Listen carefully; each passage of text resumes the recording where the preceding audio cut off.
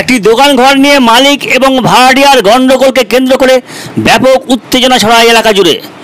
গণ্ডগোল থামাতে এসে জঙ্গিপুর পুলিশ ফাঁড়ির এএসআই কিশোর ঘোষের মাথা ফেটেছে বলে খবর পাওয়া গেছে।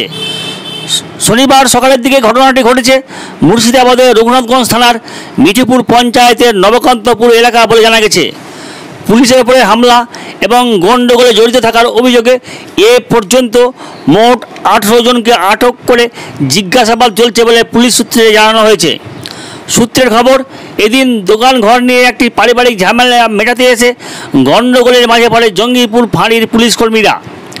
এলোপাথারি ইট পাটকেল ছোড়াছুড়ির মাঝে মাথা ফাটে এক পুলিশ আধিকারিকের বলে জানা গেছে। খবর পেয়ে ঘটনাস্থলে পৌঁছে যায় জঙ্গিপুরের এসডিপিওর নেতৃত্বে এক বিশাল পুলিশ বাহিনী। ঘটনার সঙ্গে যুক্ত থাকার অভিযোগে অভিযুক্তদের ধরতে শুরু হয় পুলিশি অভিযান। শনিবার বেলা 3টার দিকেও এলাকা জুড়ে পুলিশি টহল অব্যাহত ছিল। পুলিশ জানিয়েছে পরিস্থিতি পুলিশের নিয়ন্ত্রণে রয়েছে।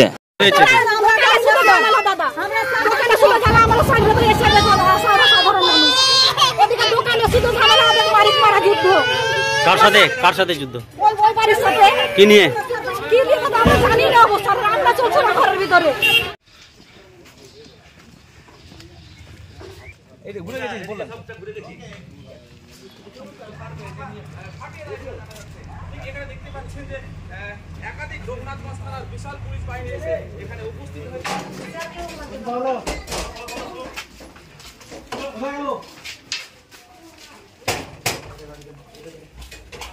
এটা না রে, ওটা বাম ওটা বাম, ওই সাথে দিয়ে আস্তে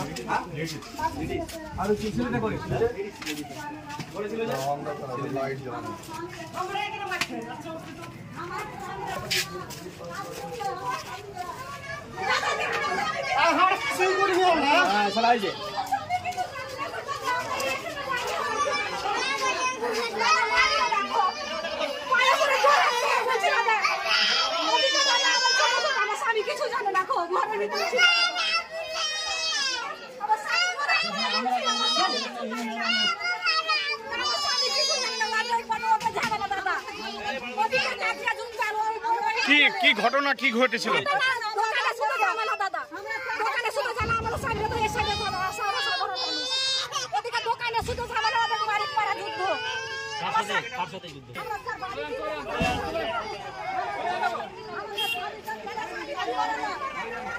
আমরা চলে যাবো, আমরা চলে যাবো, আমরা যাবো